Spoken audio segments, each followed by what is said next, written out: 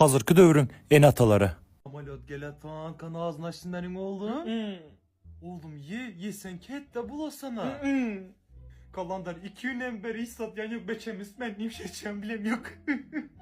Kan da edip yen yok. Oğlum davay naharın ye kara ben sana padar kalk geldim.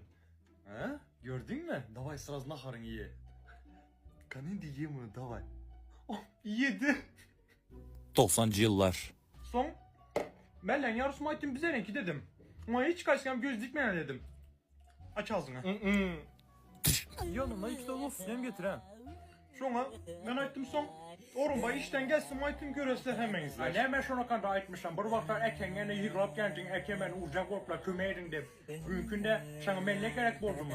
İnteresini bana doğan diyen şey başına çıktılar. Ben bilmem. Doğan sizinki barın özünüz gep beşin melle yalamam.